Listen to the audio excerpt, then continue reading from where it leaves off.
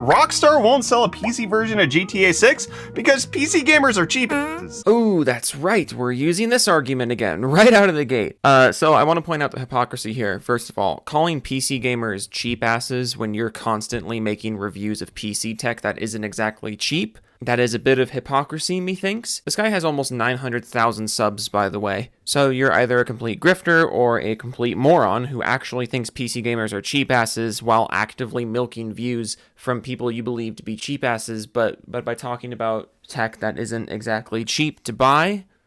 So we're off to a phenomenal start. Rockstar won't sell a PC version of GTA 6 because PC gamers are cheap. Rockstar won't put GTA 6 on the PC because PC gamers are cheap asses. Never mind the fact that PC gamers are believed to have bought a few million copies of GTA 5 on the PC and a few million copies of Red Dead 2 on the PC. Never mind the fact that Rockstar has such an audience on the PC that they dropped their own PC launcher in 2019.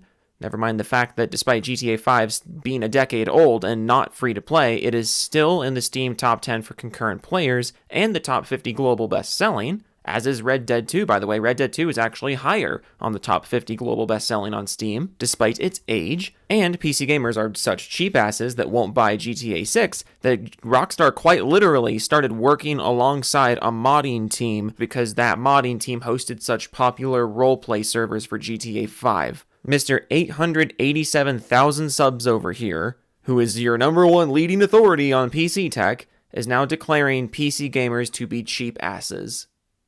This will be fun.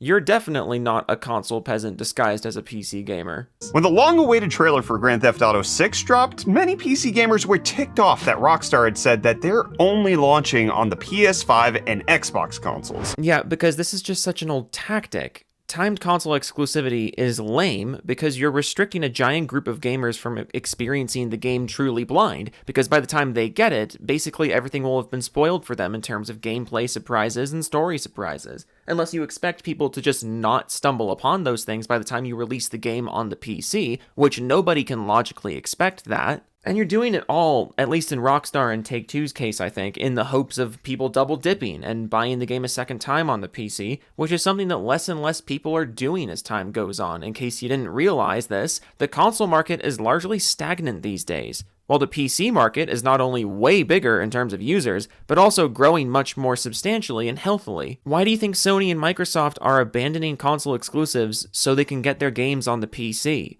Why do you think Rockstar themselves launched their own launcher on PC just a few years ago? There would be no reason to do that if nobody was buying the games. Same way that there'd be no reason to work alongside a modding group unless the PC version of your game was something to be valued, which it is. A lot of publishers still insist on doing the console exclusive thing for one reason or another. It's just an outdated practice at this point. And I should point out that I guess there's always the possibility that Rockstar is just genuinely taking extra time with the PC version because they want to work on it longer, but I don't know how much I believe that theory in the modern day, because it's not like other AAA developers are having trouble getting the PC version of their game out at the same time as the console version. So I 100% think the delayed PC release for GTA 6 is going to be for the same reason as GTA 5 and Red Dead 2. They want people to rush out and buy the first version of the game that they can, even if it's not on their preferred platform, and then they'll buy the superior version for a double dip in a year or two. I suppose there's some pie chart over at Take-Two somewhere that makes that strategy make sense, at least to a marketing executive who doesn't actually have to look at this market from a first-hand perspective like the buyer does. But as the PC market grows and the console market gets more frustrating and overly corporate, yeah, it shouldn't be surprising that PC gamers, especially the ones who supported GTA 5 for as long and as hard as they did, it can't be surprising when those people get frustrated that Rockstar and Take-Two are once again going to dangle the carrot in front of them and allow the game to be spoiled for them instead of just letting them experience it day one like everyone else. Did I talk long enough about that, do you think? Call me fucking EFAP over here. I'm gonna turn this 60-second console peasant video into a feature film. With many wondering how much Sony must be paying them to keep them away from the greatest gaming platform ever created, the computer. Yeah, I don't think Sony did this one. I think Rockstar and Take-Two are just kind of dinosaurs about this. I don't think there's a conspiracy. But it turns out it's actually because PC gamers won't pay them. Exactly. That's totally it. That's totally it. There's no PC version of GTA 6 because the PC versions of other Rockstar games have just sold so poorly, and nobody plays Rockstar games on PC. That's why there's no PC version of GTA 6. It's definitely that, and not anything having to do with the fucking essay that I just recited for you like a minute ago.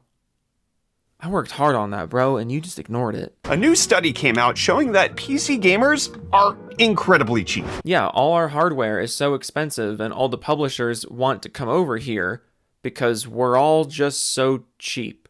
And before we get into the rest of your stupid arguments, let me just take a little deep dive into this survey that he actually cites here. For starters, I want to establish this was a survey, not a proper study, and yes, the distinction there matters. But also, what he will not tell you in his video is that this survey was conducted with 2,000 gamers in the US and UK, nowhere else, and only 2,000 people. So the percentages are going to be much more easily influenced than if the sample size was more appropriate, because let's be real, 2,000 people in the US and UK as a representative of PC gaming as a whole, that's just bad.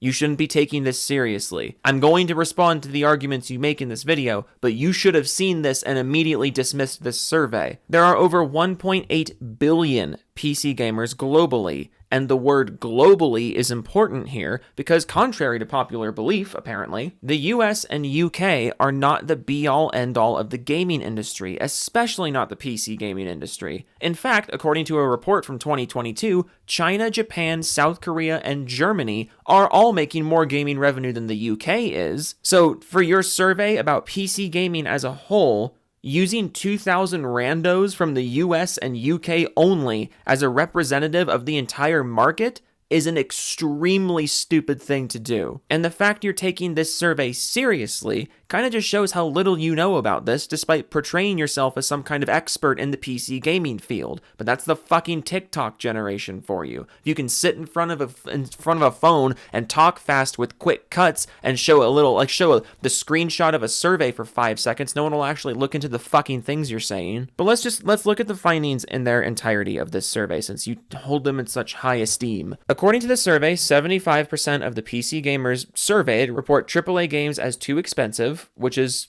I thought the number would be higher, but I mean, still, 75% think AAA games is too expensive. That sounds right to me. 87% of PC gamers say discounts are important, which makes sense because 75% of them think new games are more expensive anyways. That's not surprising. This should also be a pretty universal opinion of all gamers on every platform. You know, every gamer should think AAA gaming is too expensive, and every gamer should think that discounts are important to a buying decision. Like, why wouldn't you think that? The survey finds that 94% of the people surveyed take reviews into account before buying a game. It says that 75% of respondents buy digital indie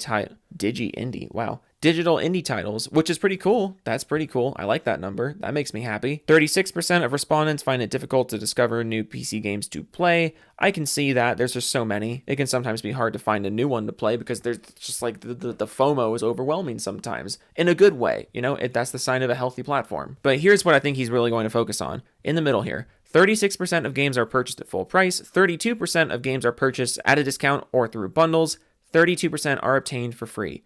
So according to this survey, and I don't know what obtained for free means, if that means piracy, if that means free to play games, or if they're lumping both in there, but what he's probably going to be using as the big zinger in his arguments here are the fact that 36% of the people responding bought games at full price, 32% bought games at a discount, which means 68% of PC gamers, according to this survey, 68% of PC gamers, of which there are over 1.8 billion, buy games, and the majority of those games are at full price. You are going to twist this into justification for there not being a GTA 6 PC version, because you don't understand how any of this works. A large majority think that game prices are way too high. And they're correct. Game prices are too high, especially for digital games. And so 64% of PC games aren't purchased at full price. See how he's presenting this here? He took the 32% obtained free and 32% purchased at a discount and is like, 64% of gamers won't buy it. Like, dude, also, to quote one of the top comments on this video, Shiro Hawkeye says, $70 for digital, $70 for physical, but we're the problem? Sure. Only a third of games get the devs the full amount of money. 36% is higher than a third, actually. 32% are purchased at a discount, and another third are obtained for free through various means. Cool, now do consoles. Like, do you seriously think a third of games being bought on sale is somehow weird about the PC platform? And also, how is that a bad thing? Why are you being so snarky about this? Yeah, a third of the games sold on the PC are bought on a discount or on a sale. I can absolutely believe that. So what you're saying is that games are selling. What you're saying is that PC gamers aren't as willing to drop $70 for a new game. What you're saying is PC gamers aren't cheap. They respect themselves more than you is all. GTA 5 broke multiple sales records when it launched 10 years ago, and GTA 6 is looking to be an even bigger launch than that. So why would you not include the PC? Why would you not? Genuinely, why would you not include the biggest market in the gaming industry and one that you have been actively growing your presence in and actively taking account of more? Why would you not launch here?